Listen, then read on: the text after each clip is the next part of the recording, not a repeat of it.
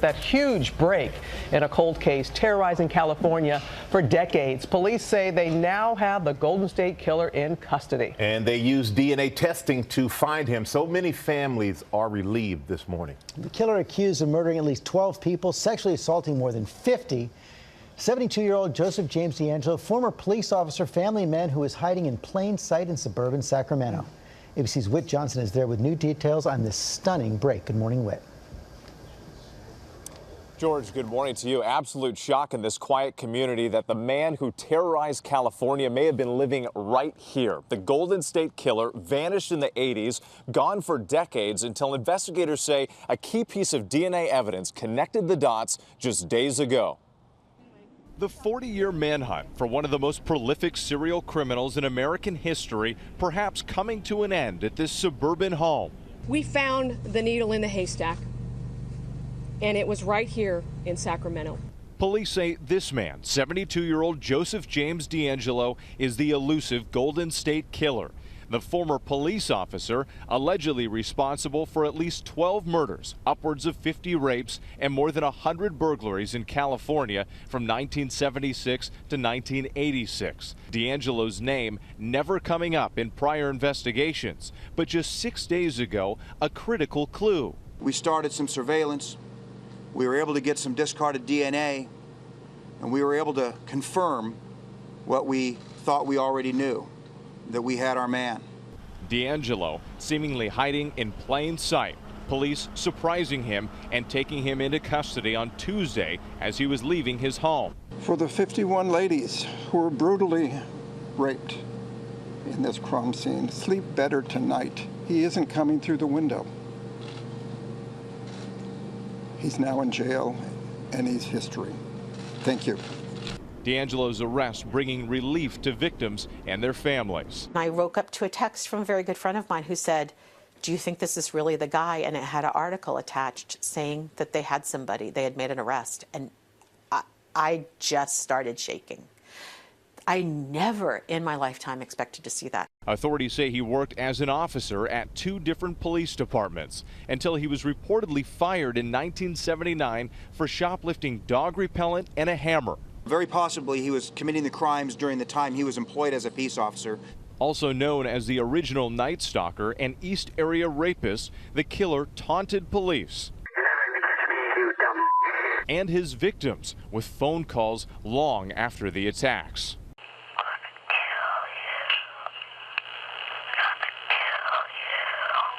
Leaving the entire state on edge. A significant development came in the mid-90s. DNA testing connecting the puzzle pieces to one unknown person. Crime writer Michelle McNamara, who coined the phrase the Golden State Killer, made it her life's work to hunt him down. She discussed the serial killer in an interview with filmmaker Cameron Cloutier. I'm very struck by that people did not call out, that there was a weird guy hanging around. So he had to fit in. But on the other hand, it's just the level of violence is so extreme. McNamara died in 2016, but with the help of her researchers and husband, comedian Patton Oswalt, her book I'll Be Gone in the Dark was completed and released in February. It debuted at #1 on the New York Times bestseller list, sparking national interest in the case. You did it, Michelle, even though the cops are never going to say it, but your book helped get this thing closed. And charges against DeAngelo continue to pile up. Prosecutors believe that key piece of DNA evidence will link him to perhaps dozens of crimes spanning 10 counties. They're promising more charges in the coming days. Robin? We're going to talk more about that, Whit. Thank you with Sacramento District Attorney Anne Marie Schubert, who joins us live this morning. What a relief. So many people relieved waking up this morning. And we know that this case has been cold for decades, and DeAngelo's name didn't even surface until just 6 days ago. Is that right?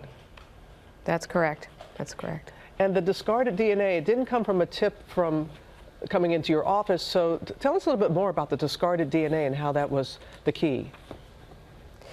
Well, as we said yesterday, this case was really solved through some innovative DNA techniques. And so as a result of that, that led to law enforcement essentially, as the sheriff said yesterday, surveilling him and obtaining a sample of abandoned or discarded DNA. And from there, we moved forward and they did additional testing, and that was ultimately what solved this case. My goodness. We know that he was once married. He was a police officer, an officer at the time of the crimes. When you look at grown children, how does he fit the profile that investigators were working with at the time? Well, he was never on a list, so now we're at a point now, as I said yesterday, this is like lightning speed, so everything is now it's an active investigation, but I think all those answers are going to be filled in over time, though. It is an active investigation. We appreciate you sharing as much as you are, and we heard in the report, as right now he's been charged with the first 2 known killings in the so-called Golden State killing. How many more do you suspect? And we know that the last killing was in 1986, but will he possibly look to for other cases since that time? Yeah, they'll absolutely look for additional cases. What we know now is that he's responsible for at least 12, perhaps 13. I'm fully confident he will be charged with additional counts of murder because he's linked by DNA to several other murders, including Orange County. And Santa Barbara County. And Santa Barbara County. Ma'am, what do you want to say to people about the work that went into this? And even though it was decades old, that your office and everyone was not going to let this go unsolved?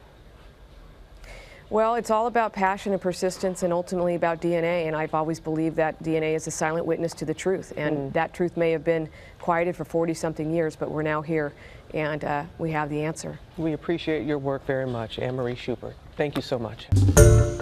Hi, everyone. George Stephanopoulos here. Thanks for checking out the ABC News YouTube channel. If you'd like to get more videos, show highlights, and watch live event coverage, click on the right over here to subscribe to our channel. And don't forget to download the ABC News app for breaking news alerts. Thanks for watching.